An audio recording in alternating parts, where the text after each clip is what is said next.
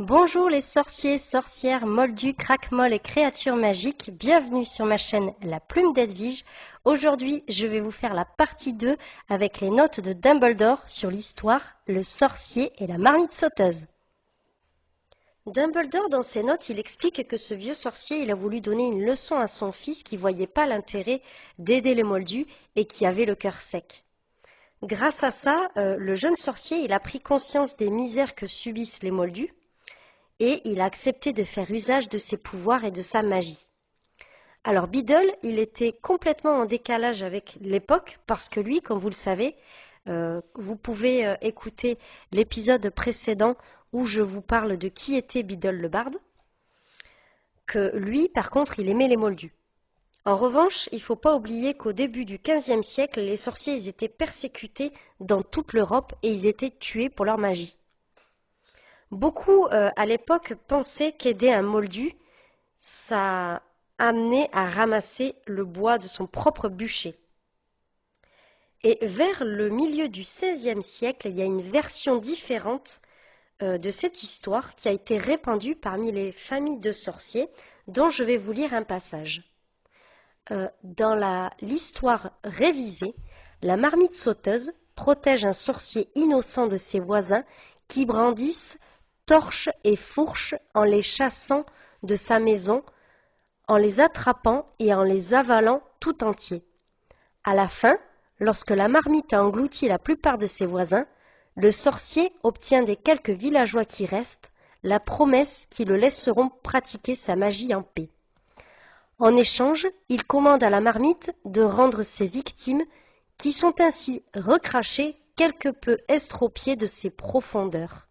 Alors c'est quand même une histoire qui est quand même un petit peu plus hard et c'est pas du tout la même version que la version originale qu'on connaît.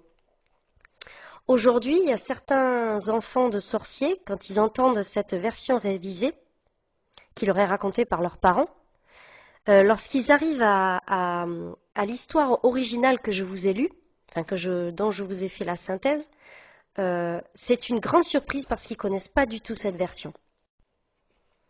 Alors, cependant, comme dirait si bien Dumbledore, il dit souvent cependant, il y a un sentiment de colère qui a été un grand sentiment à l'égard du sorcier et la marmite sauteuse. Alors que la chasse aux sorcières se faisait de plus en plus féroce, les familles de sorciers commencèrent à vivre une double vie, utilisant des charmes de camouflage pour se protéger, forcément pour pas être attrapés et ensuite tués. Au milieu du XVIIe siècle, tout sorcier et sorcière qui choisissent de fraterniser avec des moldus, y devenaient des suspects et même réprouvé dans sa propre communauté. Donc en fait, dès qu'on était ami avec un moldu à l'époque, c'était quand même montré du doigt et vous étiez critiqué. Alors il y a même des insultes qui ont été inventées pour ces gens pour les sorciers pro-moldus, comme votre embourbe, lèche-bouse et gobe-fange. Voilà, ce sont trois insultes qui ont été inventées à l'époque. Donc je ne savais même pas que ça existait. C'est assez bizarre comme nom. Je ne sais pas ce que vous en pensez. Dites-moi dans les commentaires.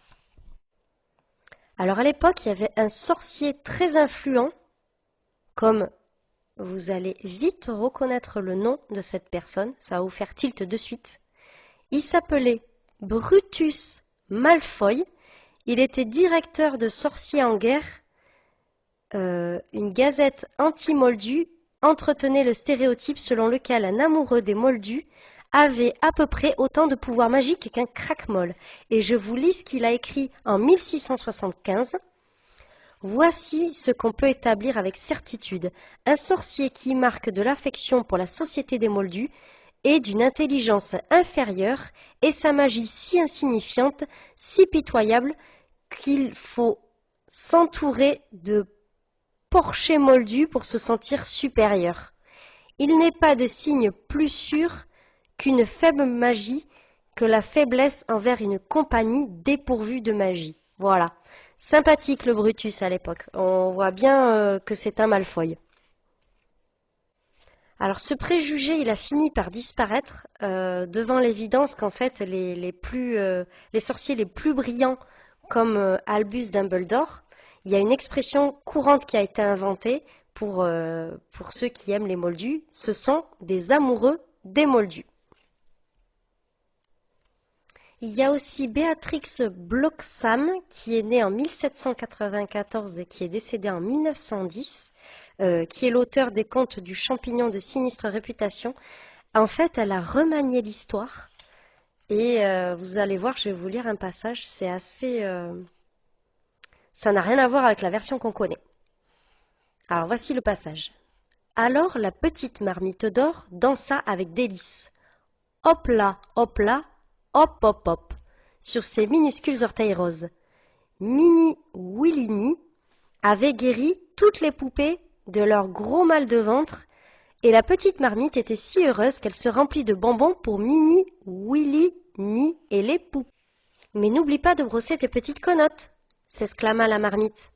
Mini, Willy, Ni embrassa la marmite qui faisait hop hop et la serra contre lui en promettant de toujours aider les petites poupées et de ne plus jamais être un vieux grognon ronchon.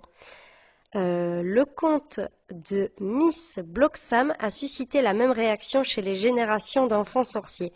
Oui, parce que c'est un peu bébête quand même, je trouve. Des hauts le cœur incontrôlables suivis de l'exigence immédiate que ce livre leur soit retiré de la vue et réduit en bouillie. Oui, eh bien, je préfère vraiment la version originale. Dites-moi en commentaire quelle version vous avez préférée, c'est-à-dire celle dont je vous ai fait le résumé qui parle que le sorcier a aidé tous les moldus, soit la version, la numéro 2, celle qui a été faite au milieu du XVIe siècle, pardon, où la marmite a avalé tout cru les moldus, ou la petite dernière qui est un petit peu plus bébête, hein, je dirais. J'ai pas d'autres mots en tête là. Voilà, dites-moi en commentaire quelle version vous préférez. Et voilà les sorciers, cet épisode est maintenant terminé, j'espère que ça vous a plu. N'oubliez pas de me dire en commentaire si vous aviez déjà lu les notes de Dumbledore et si vous connaissiez l'histoire du sorcier et la marmite sauteuse. Si vous ne la connaissez pas, pas de panique, j'avais fait une vidéo qui est la partie 1 de celle-ci. Et je vous dis à très bientôt les Potterheads. Salut!